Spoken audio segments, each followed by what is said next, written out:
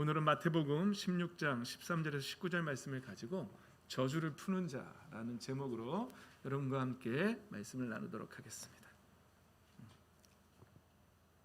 오늘 말씀을 교독하도록 하겠습니다. 예수께서 빌립보의 가이사라 지방에 이르러서 제자들에게 물으셨다. 사람들이 인자를 누구라고 하느냐? 제자들이 대답하였다. 침례자 요한이라고 하는 사람들도 있고 엘리야라고 하는 사람들도 있고 예레미야나 예언자들 가운데 한 분이라고 하는 사람들도 있습니다. 예수께서 그들에게 물으셨다. 그러면 너희는 나를 누구라고 하느냐? 시몬 베드로가 대답하였다. 선생님은 살아계신 하나님의 아들 그리스도십니다. 예수께서 그에게 말씀하셨다. 시몬 바요나야, 너는 복이 있다. 너에게 이것을 알려주신 분은 사람이 아니라 하늘에 계신 나의 아버지시다. 나도 너에게 말한다. 너는 베드로다. 나는 이 반석 위에다가 내 교회를 세우겠다. 죽음의 문들이 그것을 이기지 못할 것이다. 함께 읽습니다. 내가 너에게 하늘나라의 열쇠를 주겠다. 내가 무엇이든지 땅에서 매면 하늘에서도 매일 것이요 땅에서 풀면 하늘에서도 풀릴 것이다. 아멘. 할렐루야. 오늘도 예수 그리스도의 생명의 빛으로 충만하시기를, 그 빛을 받아 누리시기를 예수님의 이름으로 축복합니다.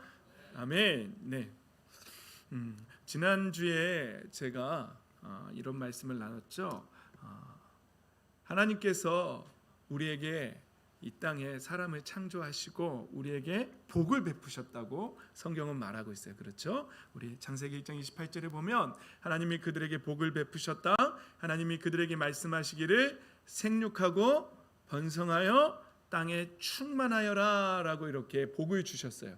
그런데 하나님이 주신 이 축복, 아담과 하와가 범죄함으로 말미암아 하나님과 맺은 언약을 파괴함으로 말미암아 이 축복이 뭐로 변했다고요? 저주로 변해버렸습니다.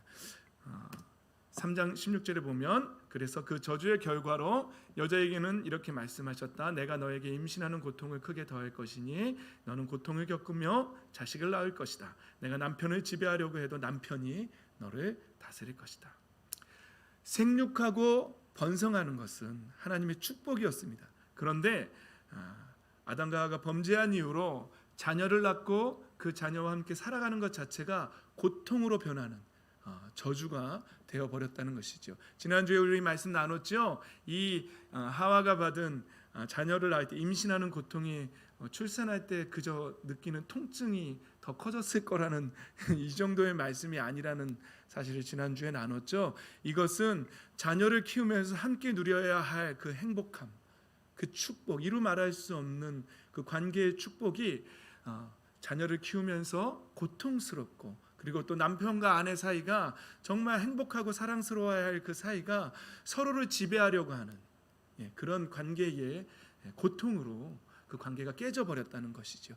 이것이 바로 저주로 변한 축복이라는 것이죠. 근데 제가 주중에 제가 했던, 지난주에 했던 설교를 이렇게 다시 들으면서 우리 어린이 친구들이나 또 오해의 소지가 있겠다 이런 생각이 들었어요. 마치 하나님이 이 나쁜 것들 그러면서 저주를 막 부어버리신 것처럼 들을까봐 걱정해요. 그렇게 받으면 안 되고요. 하나님은 축복하셨는데 우리가 선택한 거예요. 우리가 하나님을 거역하는 것을 우리가 선택했고 축복이 고통으로 변질돼 버린 거예요. 이것 자체가 저주인 것이지 하나님이 그렇게 변화시켰다라고 그렇게 생각하면 안 돼요. 제 설교를 들으면서, 제 설교를 제가 들으면서 그렇게 받으면 어떡하지라는 그런 생각이 들었어요. 주중에서 다시 한번 말씀드리는 거예요. 축복이었던 상황이 고통으로 변질된 거, 이거 자체가 저주라는 것이지 하나님이 우리를 그렇게 하셨다라고 그렇게 받아들이면 안 된다는 것이죠.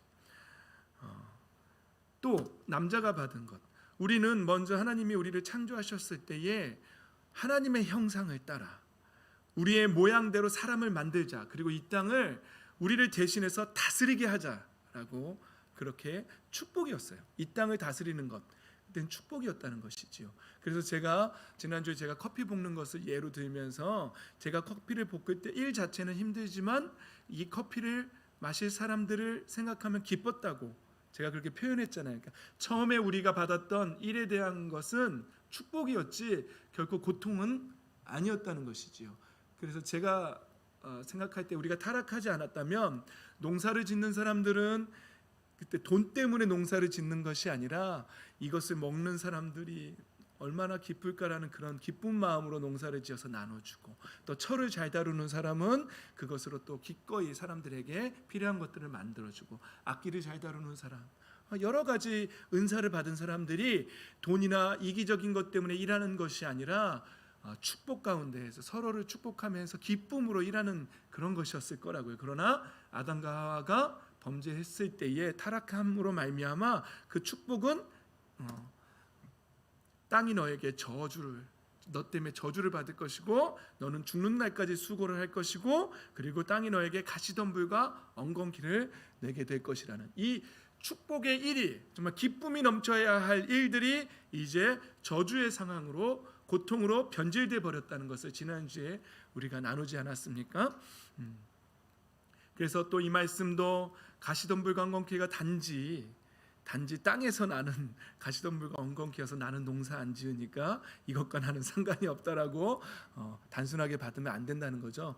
모든 인류가 그 하는 일들이, 수고하는 일들이 기쁨이 아니라 고통으로 변질되었다라는 그 상황이 또 저주가 되었다는 것이지요. 이런 모든 관계와 일이 저주로 변해버린 상황에서 우리 하나님 아버지께서 예수 그리스도를 이 땅에 보내주셨다고 우리 지난주에 나눴습니다. 예수님이 이 땅에 오신 이유는 가난한 사람에게 기쁨을 전하고 포로된 사람들에게 해방을 선포하고, 눈먼 사람의 눈을 뜨고 억눌린 사람들을 풀어주기 위해서 오셨다라고 지난주에 말씀을 나눴습니다.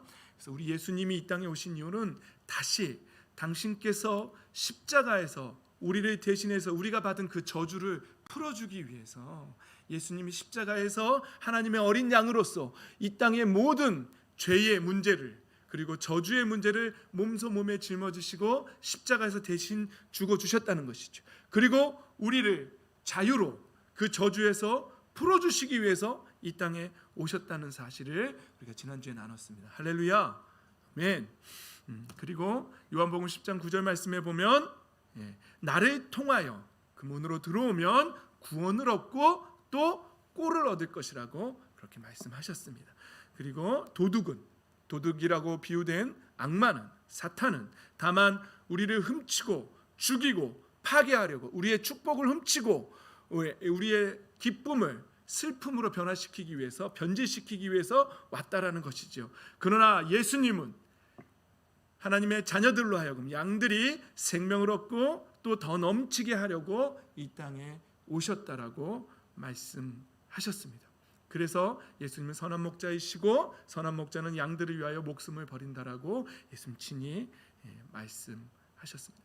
다시 말해서 예수님이 이 땅에 오신 이유는 단 한마디로 말씀드리면, 우리의 선택 때문에, 우리의 타락 때문에, 우리 인간의 모든 죄악 때문에 축복이 고통으로 변질된 저주를 예수님께서 친히 다시 축복으로, 다시 기쁨으로 변화시켜 주시기 위해서 이 땅에 오셨다는 사실입니다. 할렐루야. 저와 여러분을 위해서 예수님께서 이 땅에 오신 줄 믿습니다. 저와 여러분은 저주가 풀렸어요. 이 땅 위에서 우리가 일할 때마다, 우리가 관계 속에서 가시덤불과 엉겅퀴 때문에 우리는 고통스러운데, 모든 관계 속에서 가시덤불과 엉겅퀴가 맺히고, 그리고 이 땅에서 일하면서 일 자체가 고통스럽고 내가 왜 사는지 모르겠다라고 말하는 이런 힘든 세상 속에서 우리는 예수 그리스도 때문에 다시 기쁨이 회복되고 하나님의 자녀의 권세가 회복되고 다시 그 저주가 축복으로 다시 회복된 줄 믿습니다. 아멘. 그렇습니다. 그런데 여전히 예수님을 믿음에도 불구하고 예수님의 십자가 때문에 하나님의 자녀가 다시 되었음에도 불구하고 여전히 가시덤불과 엉겅퀴가 그 삶 속에서 맺혀지는 사람들이 있다는 것이죠. 그래서 교회를 다님에도 불구하고, 내가 하나님을 믿는다고 말함에도 불구하고 그 삶이, 그 가정이 여전히 관계 속에서 고통 가운데 그 가시덤불과 엉겅퀴가 서로를 찔러대면서 아픔 속에서 여전히 고통을 신음하며 살아갈 수도 있다는 것이죠. 그러나 여러분, 많은 사람들이 예수님을 믿고 구원받으면 죽어서 가는 천국만 생각해요. 여러분들 죽어서 가는 천국만 바라보고 계십니까? 물론 우리는 예수님 믿고 하나님의 자녀가 되면 죄의 문제가 해결되고 우리는 하나님의 나라를 유산으로 상속받습니다. 그래서 우리는 천국을 소유하게 되어 있습니다.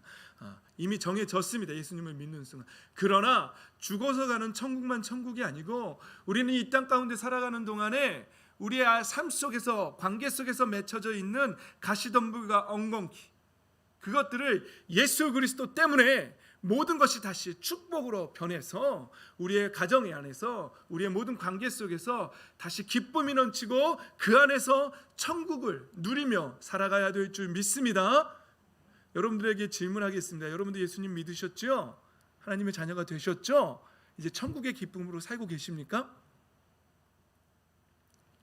우리 선유가 자신 있게 여러분, 제가 늘 말씀드리잖아요. 우리가 만약에 어디 저 강릉이나 어디 바다로 여행을 가는데 여행지에 도착해야 여행이 시작된 거냐, 아니면 여행을 가려고 티켓을 끊고 아니면 차에 시동을 걸고 출발했으면 이미 여행이 시작된 거냐, 아니면 짐을 쌀 때부터 이미 여행은 시작된 거냐, 어떤 것이죠? 이미 여행은 시작되었죠. 우리는 천국에 갑니다. 그러나 그 천국에 갈 준비들을 우리는 하고 있잖아요. 이 땅 위에서도 우리는 이미 그 천국의 영원한 삶이 우리는 이미 시작된 거예요. 할렐루야. 저 여러분 이미 시작된 줄 믿습니다. 그런데 여전히 이 땅 가운데 사는 동안에 가시덤불과 엉겅퀴로 그 인생이 가득 차 있으면 안 된다는 것이죠. 그것을 해결하라는 것이죠. 해결해야 될 줄 믿습니다. 해결하게 될 줄 믿습니다. 예수 그리스도의 이름의 권세로 해결될 줄 믿습니다. 우리가 가시덤불과 엉겅퀴로 여전히 사는 이유는 우리 마음밭에 비유해서 가시덤불만 본다면, 지난주에 앞에 거 다 봤으니까 가시덤불만 본다면 무엇 때문에 우리 마음속이 가시덤불로 가득 차 있다고요? 세상의 염려와 재물의 유혹. 그래서 마태복음 13장 22절에 보면 세상의 염려와 재물의 유혹이 내 안에 가득 차 있으면 여전히 내 속은 가시덤불이에요. 가시덤불로 가득 차 있는 거예요. 여러분, 세상을 향한 그 염려와 유혹들을 떨쳐내시길 바랍니다. 하나님의 자녀들이 하나님의 나라를, 나는 천국이 이제 시작되었어라는 마음으로, 믿음으로, 기쁨으로 살아야 되는데 이 세상에 남들보다 더 갖지 못한 것 때문에 염려하고 그 유혹 때문에 그렇게 살고 있다면 여전히 이 마음은 그 저주의 상태, 가시덤불과 엉겅퀴의 상태로 살다가 겨우겨우 이 다음에 죽으면 천국에 가게 되겠죠. 예수님을 정말 믿었다며. 그러나 우리는 이 땅에 사는 동안에 죽어서 가는 천국뿐만 아니라 이 땅에서도 그 가시덤불과 엉겅퀴가 제거되고 천국을 기쁨으로 살아야 한다는 것이죠. 또 한 가지는 뭐였죠? 야고보서의 말씀처럼 우리의 혀는 불이요, 불의의 세계다라고, 온몸을 더럽히고 인생의 수레바퀴를 불을 지른다라고 그렇게 말했죠. 우리의 말들이 우리의 서로의 관계를 깨트리는 거죠. 여러분, 제가 그래서 지난주에 말씀드렸잖아요. 여러분들의 자녀들로 하여금 천국의 기쁨을 누리며 살게 해달라고, 해주시라고, 제발. 그런데 우리는 어떻게 하죠? 우리의 입술로 막 찔러대는 거죠.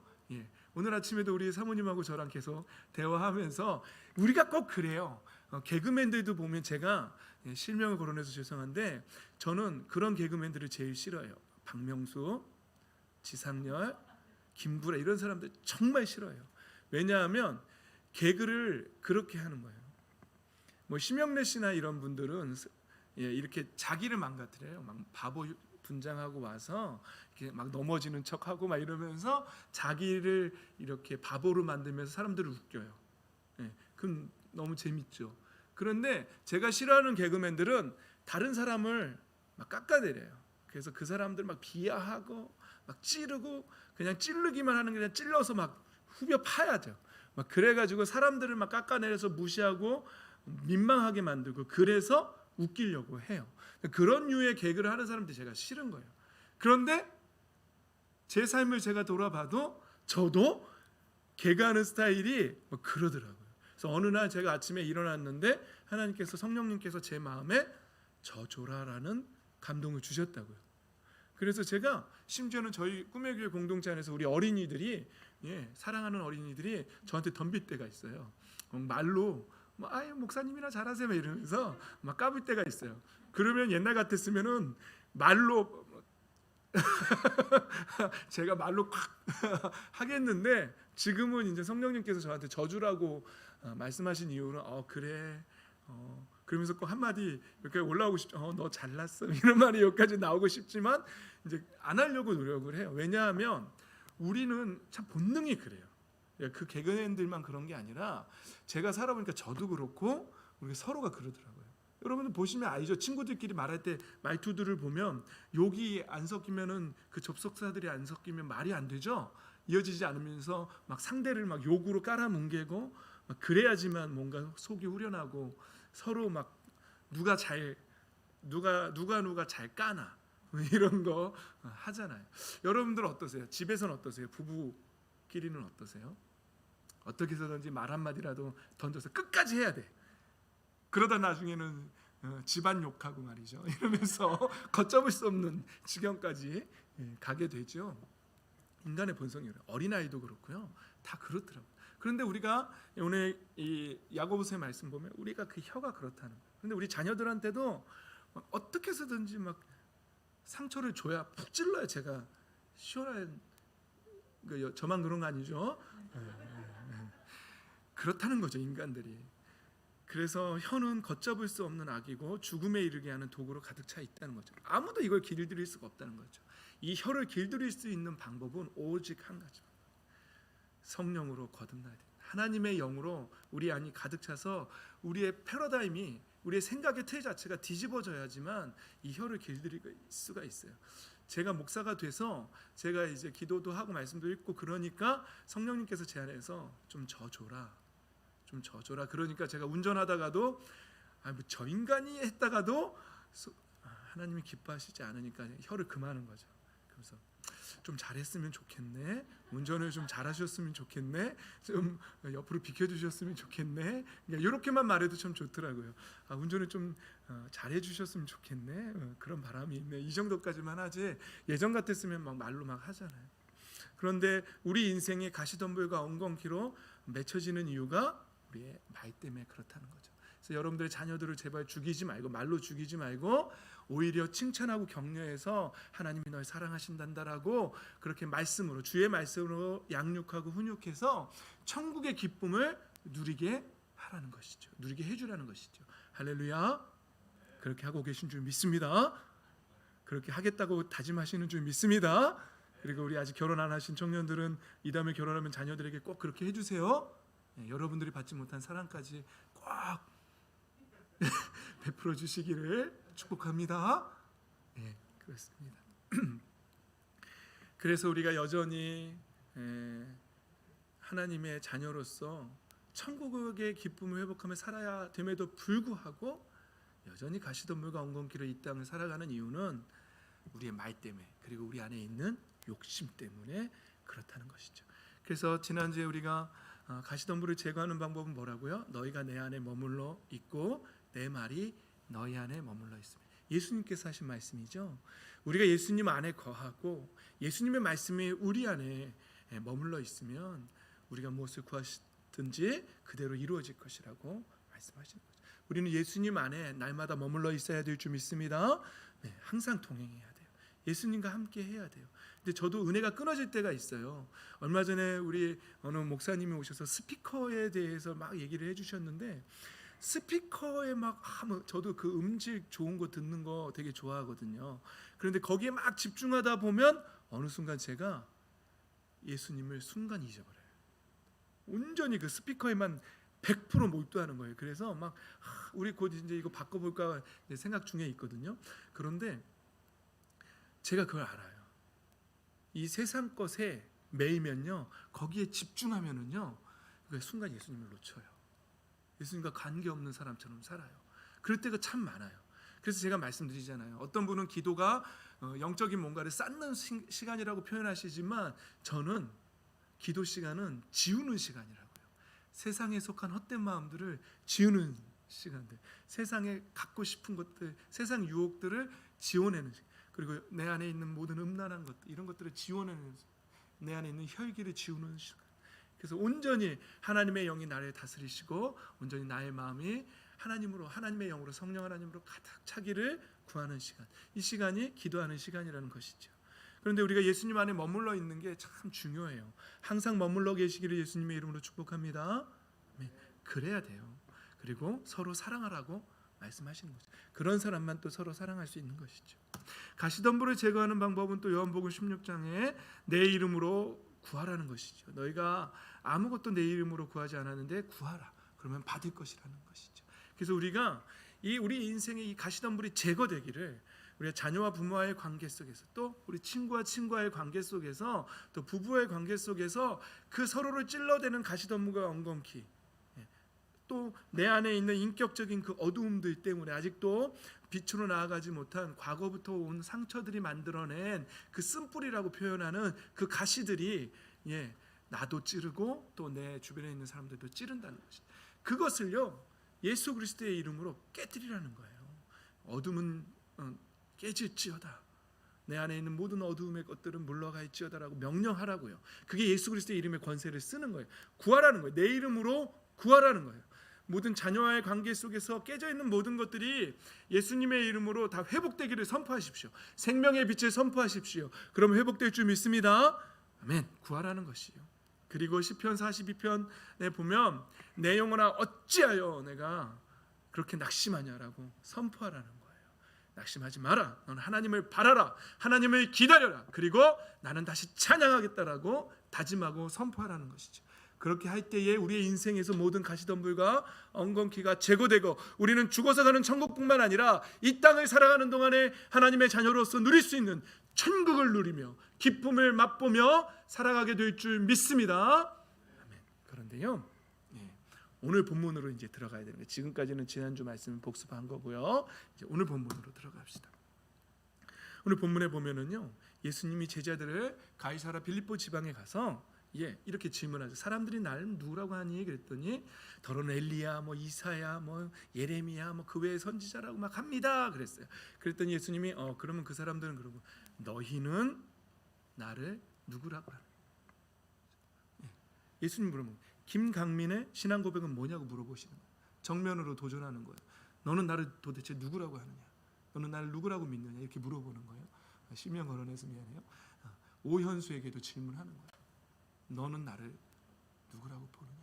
너의 신앙 고백은 도대체 뭐냐? 이렇게 물어보시는 거예요. 예수님이 여러분 다 이름 부를 수 없으니까 여러분들에게도 정면 예수님 질문하시는 거예요. 난 안 불러주면은 서운할 줄 알았더니 유사모가 그러더라고요. 안 불러주는 게 좋아. 그러더라고요.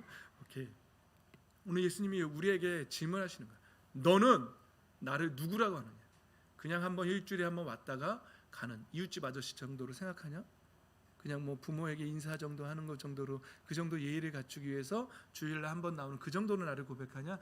아니면 내가 누구냐는 거예요. 예수님이 질문하는 거예요. 내가 너희에게 누구냐는 거예요. 여러분 고백해 보십시오. 예수님이 누구십니까? 우리를 죄에서 구원하신, 영원한 지옥으로 갈 수밖에 없는, 영원한 형벌 가운데 죽을 수밖에 없었던 우리를 대신해서 살려주신 영원한 구원자 예수 그리스도이십니까? 나의 주 나의 하나님이라고 고백하십니까? 그렇게 고백하시는 줄 믿습니다. 마스크를 쓰고 계셔서 아멘이라고 하는지 잘 모르겠어요. 그때 베드로가 말하는 거죠. 베드로가 이렇게 대표로 제자들을 대표해서 예수님께 말하는 거예요. 예수님, 선생님은 살아계신 하나님의 아들 그리스도이십니다. 엄청난 고백입니다. 하나님의 아들이라고 고백하는 거예요. 우리가 예수님을 믿는다고 할 때 뭘 믿는다고요? 예수님이 하나님의 아들이신 것과 예수님이 우리를 위해서 십자가에서 죽어주신 것과 그리고 다시 부활하셨다는 사실을 믿는 거예요. 크리스찬의 정체성은 바로 그거예요. 예수님이 하나님의 아들이시라는 사실, 예수님이 우리를 위해서 죽어주셨다는 사실, 우리의 죄의 문제를 해결해 주셨다는 사실, 그리고 다시 부활하심으로 그분이 하나님의 아들이심을 증명하셨다는 사실, 그리고 하나를 더 한다면 이제 약속대로 산자와 죽은 자를 심판하러 다시 오신다는 사실, 재림을 믿는다는 이 고백을 하는 게 우리 그리스도인들의 정체성이거든요. 그런데 베드로가 오늘 하나님의 아들이고 바로 구약의 성경에 예언되어 있는 그리스도, 기름 부음 받은 메시아라고 베드로가 고백한 것이죠. 그랬더니 예수님께서 기뻐하시면서 말씀하시는 거예요. 야, 너무 복이 있다. 지금 17절은 빠졌는데 복이 있다. 근데 그거 너 스스로 깨달은 게 아니라 하나님이 너한테 알려주신 거야. 이렇게 말하면서 예수님이 너무 기뻐서 뭐라 그러냐면 너는 이제 반석이다. 그리고 그 반석 위에 내 교회를 세우겠다고 말씀해요. 그래서 죽음의 문들이 그 교회를 이기지 못해요. 근데 이거는 베드로만 받았다라고 생각하면 안 돼요. 착각하면 안 돼요. 이 신앙 고백을 하는 모두, 저와 여러분 모두에게 하나님이 내가 너의 그 신앙 고백 위에, 그 반석 같은 고백 위에 내 교회를 세우겠다라고 말씀하시는 거예요. 할렐루야. 아멘. 그리고 그 교회는 절대로 음부의 권세가, 사망의 권세가 그 교회를 이기지 못한다는 거예요. 저와 여러분을 이기지 못하는 줄 믿습니다. 아멘. 그리고 베드로가 받은 게 하나 있어요. 그게 오늘 말씀의 핵심 키입니다. 하늘나라의 열쇠입니다. 할렐루야. 이게 놀라운 거예요. 천국의 열쇠거든요. 내가 너에게 하늘나라의 열쇠를 주겠다. 천국의 열쇠를 주겠다. 내가 무엇인지 땅에서 매면 이게 땅에서만 작동하는 게 아니라 그 능력이 하늘에서도 작동된다는 거예요. 하늘에서도 인정하겠다는 거예요. 그 열쇠를 가지고 이 땅에서 사용하면 하늘에서도 그 인정하겠다는 거예요. 그러니까 이 땅에서 매면 하늘에서도 매이고 이 땅에서 풀면 하늘에서도 풀린다는 거예요. 그러니까 이게 놀라운 열쇠예요. 우리가 이 땅에서 사용하는 이 열쇠의 능력을 하늘에서도 인정해 주겠다는 거예요. 이 말씀이에요. 그런데 이 카톨릭에서는 베드로만 받았다라고 하는데 사실은 이 땅에서도 매면 하늘에서도 매일 것이고 땅에서 풀면 하늘에서 풀린다는 것이 이제 뒤로 계속 가면은요, 성경을 계속 읽어보면 베드로만 받은 게 아니라 제자들이 다 받아요. 이 축복의 말씀을. 그러니까 베드로만 받은 게 아니에요. 이 신앙 고백을 하는 모든 사람에게 이 천국의 열쇠가 주어진다는 사실입니다. 할렐루야. 저와 여러분은요, 저와 여러분이 예수님은 하나님의 아들이시고 그리스도이십니다라고 고백했다면 저와 여러분 이미 이 천국의 열쇠를 소유한 사람들인 줄 믿습니다. 아멘. 그래요. 그런데 문제는 이 열쇠를 써야 된다는 거예요. 열쇠를 써야 된다는 거예요. 열쇠를 쓰는 사람들은요, 이 땅 위에 가시덤불과 엉겅퀴를 제거합니다. 이 열쇠로 제거합니다. 그리고 내 안에 가시덤불과 엉겅퀴만 제거할 뿐만 아니라 내 이웃의 가시덤불과 엉겅퀴까지 제거하는 열쇠가 바로 이 천국의 열쇠라는 사실이. 이건 눈에 보이는 열쇠는 아니에요. 우리 어린이 친구들이 또 뭔가 뭐 결혼할 때 받는 황금 열쇠도 아니에요. 이거는 우리의 영에 성령님이 함께 계시고 그리고 우리가 예수 그리스도의 이름의 권세를 쓸 수 있다는 거죠. 이 말씀을 보면 이해가 돼요. 자, 요한복음 1장 12절 말씀 세 번역, 위에 건 세 번역이고 아래 건 개역 개정이에요. 우리 세 번역만 한번 크게 읽어볼까요? 시작. 그러나 그를 맞아들인 사람들, 곧 그 이름을 믿는 사람들에게는 하나님의 자녀가 되는 특권을 주셨다. 이게 개역 개정으로 보면 하나님의 자녀가 되는 권세를 주셨다는 거예요. 왜 하나님의 자녀가 된다라고 말하지 않고 요한 사도는 하나님의 자녀가 되는 특권, 하나님의 자녀가 되는 권세라고 이렇게 표현했을까요? 거기에 진짜 권세가 있기 때문에 그래요. 하나님의 자녀에게 주어지는 권세가 있기 때문에 그래요. 권세, 엑수시아. 여러분 제가 예전 중등부 때부터 항상 강조했던 거 아닙니까? 이게 사법기관이 허락하는 권리라는 거예요. 하늘에서도 인정해 준다 그랬죠. 우리가 열쇠를 사용하면. 그런데 또 다른 어떤 행동을 할 수 있는 능력이기도 해요. 이 엑소시라는 단어 속에 있는 뜻이 권리이자 권세예요. 능력이에요. 저와 여러분이 예수님을 믿고 신앙 고백을 하고 하나님의 자녀가 되면 무엇이 주어지냐면 이 엑소시아의 권세와 권리와 능력이 주어진다는 사실입니다. 이미 받았다라는 사실이에요. 그런데 원수마귀는 없다라고 말해요. 우리한테. 아니야, 넌 바보야. 넌 그거 쓸 수 없어. 너는 이 세상 것만 바라봐. 너는 이 세상 거의 그 염려와 근심으로만 살아가라고 우리를 속인다는 것이죠. 그런데 우리는 이 땅 위에서 내가 예수 그리스도의 이름으로, 예수 그리스도의 이름의 권세로 명령한다. 사탄아 물러가라 하면 물러갈 수밖에 없다는 거예요. 이 권세를 믿으시기 바랍니다. 우리에게 이미 권세가 주어졌다는 사실을 아멘으로 받으시기 바랍니다. 아멘. 여러분 제가 부끄러운 고백을 하나 해볼게요. 요새 코로나 때문에 시간이 많이 남으니까 이제 방송도 많이 보게 되더라고요. 좀 그런데 제가 원래 드라마를 잘 안 봐요. 드라마를 한번 보면 막 그 결과 때문에 예전에 그 불멸의 이순신인가요? 막 이런 거 있잖아요. 한번 봤다 하면 끝을 봐야 돼. 그런데 이게 또 그래서 안 봐요. 다음 시간에 막 이런 것 때문에 제 성격하고 너무 안 맞아요. 그런데 이제 저희 아들들이 이렇게 보는 거 보니까 뭐 재밌는 드라마들이 뭐 이렇게 여럿 있더라고요. 그런데 그 안 봐야 되는데 한 번 옆에 지나가다 보면 이거 되게 재밌다 그러면은요. 이제 이게 걸리는 거죠. 그러면 제 성격은 사실은 여러분 제 성격을 잘 아시죠? 한번 보면 결말을 물론 한 편 보는데 뭐 한 15분에서 20분뿐이 안 걸려요. 이게 막 저는 뭐 디테일한 거 안 보거든요. 결말만 보면 돼요. 어떻게 이게 그러니까 그게 궁금한 거예요. 결말이 어떻게 나는지. 그래서 저희 아들들은 이해 못 하더라고요. 그 중간에 그 디테일한 대사들, 그 복선들을 왜 다 놓치냐고 해서 난 필요 없어. 결과만 알면 돼. 그러면서 막 풀면서 봐요. 근데 보통 그렇게 봐도 16편 정도 되잖아요. 드라마 보통 하면. 한 편 보는데 뭐 15분, 20분 걸려도요. 보통 뭐 몇 시간 걸려요. 하루 종일 보게 되기도 해요. 그러면은요, 목사로서 그렇다고 저를 너무 우습게 보시기 말기 바랍니다. 제가 뭐 그렇게만 사는 사람은 아니에요. 여러분들 이해를 돕기 위해서 하는 거지. 그래요. 그러면은 제 마음 속에 내가 세상에 너무 취해 있었네.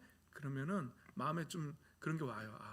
뭐 신앙 양심에 찔림도 오고, 내 목사 맞나? 막 이렇게 마음도 오고, 그래서 그럼 그때 무슨 마음을 갖냐면은 금식해야겠다 그러고 이제 생각을 해요. 그럼 그때 제 생각의 마음 속에는 한 3일은 금식해야겠는데 이런 마음이 와요.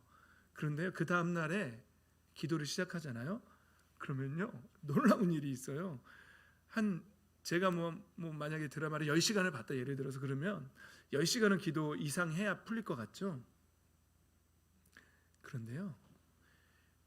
제가 예수 그리스도의 보혈, 예수 그리스도의 이름을 붙잡고 기도하거든요. 다시 아버지, 예수님의 이름을 힘입어 다시 기도합니다. 예수님의 십자가의 보혈을 힘입어서 아버지 앞에 다시 나아갑니다. 기도하잖아요. 제 개인적 경험인데요. 3일 금식이 아니고요. 10시간 기도도 아니고요. 단 한 번에 영적인 게 풀려요. 물론 여러분들이 말씀을 들을 때 자기가 영적으로 그러니까 뭔가 이렇게 세상적인 거에 눌려 있다. 아니면 내 영이 굉장히 지금 영적으로 자유스럽고 하나님과 굉장한 깊은 교통이 이루어지고 있다. 이런 걸 아예 못 느끼신다면 이 얘기가 뭔 말인지 모를 거예요. 못 느낄 수도 있죠. 우리 언니 친구들은 그렇죠. 그런데 그냥 단 한 번에 예수 그리스도의 보혈과 예수 그리스도의 이름의 권세를 딱 사용하고 기도를 시작하잖아요. 그러면 정말 5분도 안 걸려요. 영적으로 다시 풀어지기 시작하는 시간이요. 5분도 안 걸려요. 이거는 제가 드라마를 볼 때마다 느끼는 경험하는 예수 그리스도 이름의 권세입니다. 이상하네 말이. 여러분 예수 그리스도의 이름의 권세는 이 천국의 열쇠는 정말 놀랍습니다. 사용하지 않아서 그렇지 너희가 얻지 못하는 건 구하지 않아서 그런 거죠. 이 권세가 있다는 사실조차도 몰라요. 우리가. 그래서 안 구해요. 그런데요. 우리의 가정 속에 나의 인격 속에 우리의 관계 속에 있는 어두움들 있죠. 예수 그리스도의 이름의 권세로 명령하세요. 그 어두움들을 깨트리세요. 그리고 제가 설교 시작할 때 항상 뭐라 그러죠? 오늘도 예수 그리스도의 생명의 빛으로 충만하시기를 그 빛을 받아 누리시기를 예수님의 이름으로 축복합니다 라고 말하잖아요. 그건 제가 천국의 열쇠를 사용하는 거예요. 그럼 여러분들은 아멘 하면 되는 거예요. 근데 그런다고 그게 작동되겠어? 라고 하고 아멘을 안 하잖아요. 미안하지만 작동이 안 돼요. 이 천국의 열쇠는 믿음으로 작동이 돼요. 믿음으로 신앙 고백으로 주는 그리스도시요 살아계신 하나님의 아들이심대라는 이 고백 때문에 작동되는 거거든요. 이 천국의 열쇠는. 그래서 우리가 하나님의 자녀로서 이 특권을 갖고 있다는 거예요. 그래서 오늘 요한복음 1장 12절은 예수 그리스도를 영접하고 그 마음의 문을 열고 예수님이 들어오신 하나님의 자녀가 된 사람들은 특권이 주어지는데 그게 바로 가시덤불과 엉겅퀴 우리 인생의 어둠을 제거할 수 있는 천국의 열쇠 이 특권을 소유한 사람들이라는 사실입니다. 할렐루야. 제 말씀의 핵심은 이겁니다. 이제 말씀 끝내도 됩니다. 이걸 사용하십시오. 사용하십시오. 사용하겠다고 결단하십시오.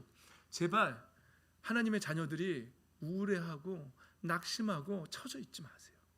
예수 그리스도의 이름의 권세를 사용하세요. 이 열쇠를 사용하세요. 그래서 우리의 인생의 천국의 기쁨으로 충만하시기를 다시 한번 예수님의 이름으로 축복합니다. 아멘.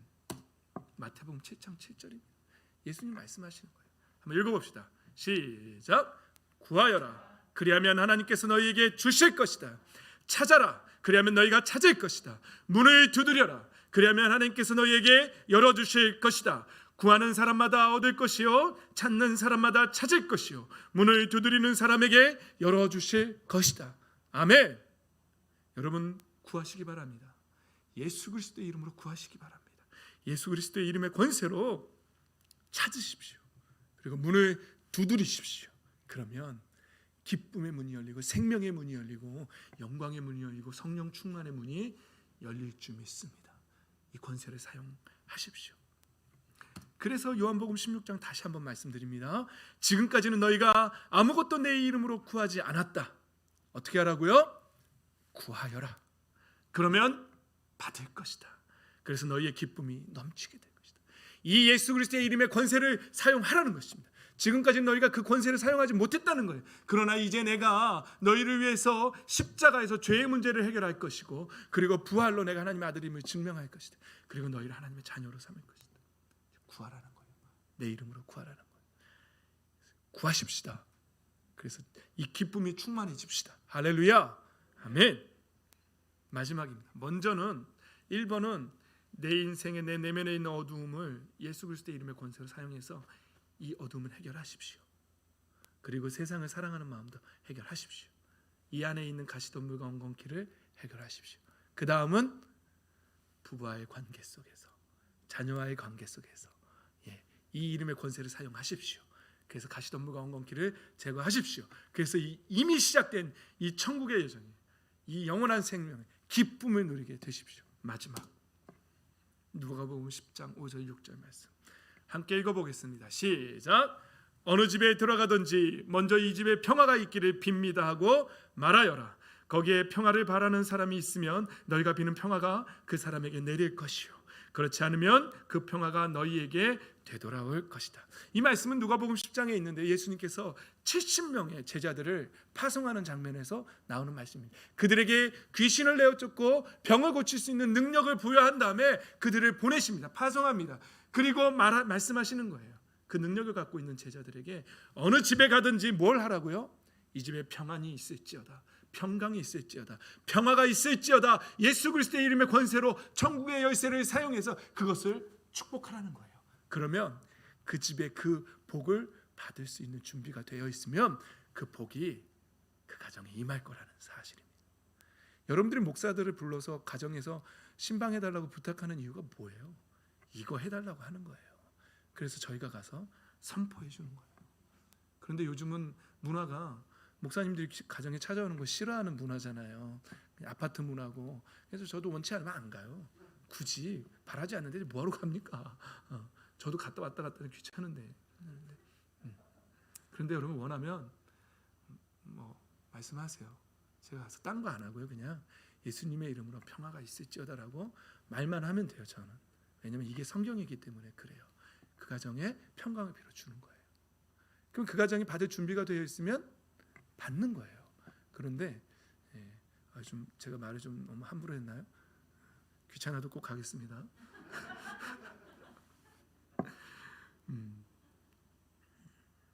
이 말씀을 잘 보십시오. 내 이웃에게 천국의 열쇠를 사용하라는 거예요. 우리에게 그런 능력이 있습니다. 그 집에 가서 하나님의 하늘나라의 평강을 빌어주세요. 그럼 그 가정에 있는 가시덤불과 엉겅퀴가 제거될 줄 믿습니다. 그렇게 하세요. 그렇게 나만 되는 게 아니라 가서 만나는 사람마다 그 집뿐만 아니라 만날 때마다 평강을 빌어주세요. 악수하면서 평안하세요. 샬롬. 예수님의 이름으로 샬롬입니다. 말해주세요. 그 사람의 인생이 변할 거예요. 우리 이걸 믿어야 돼요. 우리가 그 권세를 갖고 있는 사람들이라는 사실을 믿어야 합니다. 이거 못 믿으면 하나님의 자녀로서의 권세가 없는 거예요. 우리의 육의 눈에는 보이지 않지만 우리가 그 권세를 쓸 때 된다는 사실을 믿으시기 바랍니다. 네. 또 한 가지, 우리 선유가 나와서 우리 제가 그랬죠. 아이가 찬양한다고 권세가 없는 게 아니라는 거예요. 제가 이 말을 하는 거예요. 여러분들이 믿음으로 찬양할 때, 찬양은 아무나 할 수 있는 게 아니라 그랬죠. 주는 그리스도시요 살아계신 하나님의 아들입니다라는 고백을 분명하게 하는 사람만이 난 더 이상 정죄함 없네, 난 주보혈 안에 있네 라고 선포할 수 있는 거예요. 이 찬양은 아무나 할 수 있는 게 아니에요. 정말 하나님의 자녀만이 천국의 열쇠를 쓰는 거예요. 이 찬양도요, 이 선포 자체가, 찬양하는 것 자체가 이 천국의 열쇠를 사용하는 거예요. 그래서 찬양의 능력이 있다는 거예요. 왜냐하면 찬양을 선포할 때마다 우리 인생에서, 우리의 삶에서 가시덤불 건곤기가 제거되기 때문에 그래요. 어둠들이 제거되기 때문에 그래요. 그래서 찬양하라는 거예요. 그래서 가정에서 예배하고 찬양하라는 거예요. 할렐루야. 사실 목사가 안 가도 돼요. 여러분들 하시면 돼요. 예수님 믿으셨잖아요. 저만 열쇠 있는 거 아니에요. 모두가 갖고 있습니다. 부모님들이 가정에서 시간 정하고요, 자녀들하고 같이 찬양하세요. 기도하세요. 말씀 읽으세요. 설교할 필요 없어요. 말씀만 같이 그냥 봉독하세요. 그냥 선포하세요. 그러면 그 가정의 모든 어둠이 제거될 줄 믿습니다. 그래서 우리는 내 안에, 내 인생의 모든 가시덤불 건곤기를 제거할 뿐만 아니라 가정의 가시덤불 건곤기도 제거하고 우리 사회 안에 내 친구들, 내 이웃의 가시덤불 건곤기까지 제거해 줄 줄 아는, 천국의 열쇠를 사용할 줄 아는 하나님의 자녀의 권세와 그 특권을 사용할 줄 아는 믿음의 백성들 되시기를, 그 축복을 받아 누리시기를 예수 그리스도의 이름으로 축복합니다. 아멘. 찬양합시다. 우리 찬양하고 기도하고, 우리 헌금 찬양은 우리 선유가 불렀던 우리 6월절 어린 양의 피로로 우리 헌금 찬양합시다. 그 악보 준비해 주세요. 저에게도 한 장 주셨으면 좋겠고요. 예.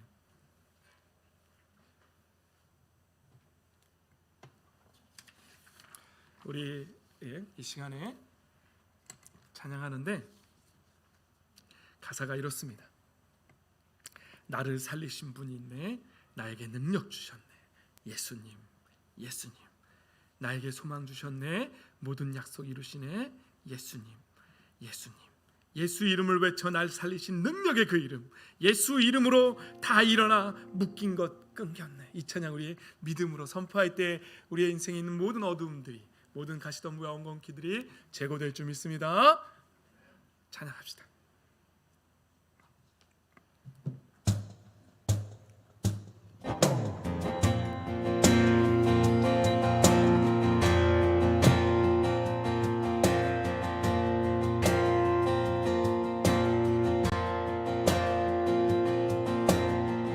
나를 살리신 나에게 능력 주셨네, 예수님, 예수님. 나에게 소망 주셨네, 모든 약속 이루시네, 예수님, 예수님. 예수 이름을 외쳐 날 살리신 능력의 그 이름, 예수의 이름으로 다 일어나 묶인 것 끊겼네.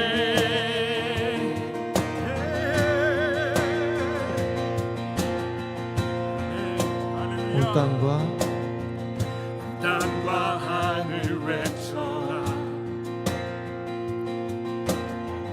예수의 이름 선포해. 예수님, 예수님. 목소리 높여서 예수의 이름 부를 때 사단 너 울며 떠나가. 예수님,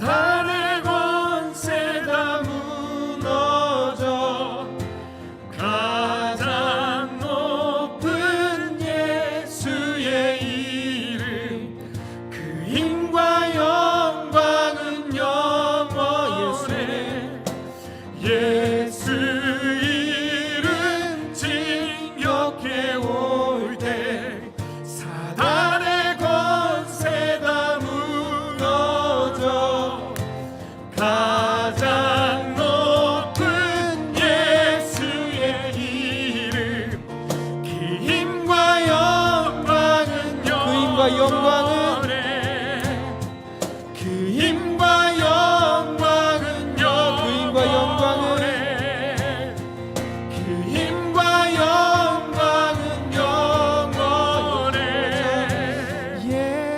예수 이름을 외쳐 날 살리신 능력의 그 이름 예수 이름으로 다 일어나 묶인 것 끊겼네 예수 이름을 외쳐 날 살리신 능력의 그 이름 예수의 이름으로 다 일어나 묶인 것 끊겼네. 우리 이 시간에 한번 기도합시다. 우리 이 시간에 하나님 앞에 하나님 이제 내가 그 천국의 열쇠를 사용하며 살겠습니다. 그래서 내 인생의 모든 가시덤불과 엉겅퀴를 예수 그리스도께서 그것을 제거해 주시기 위해서 오셨는데 그래서 예수 그리스도의 이름의 권세를 우리에게 주셨는데 그것을 사용하며 나뿐만 아니라 내 이웃의 가시덤불과 엉겅퀴까지도 제거할 줄 아는 그런 믿음의 백성으로 살겠습니다. 이 시간에 기도하며 결단하며 그 믿음으로 살겠다라고 기도하며 나아가겠습니다. 기도하겠습니다.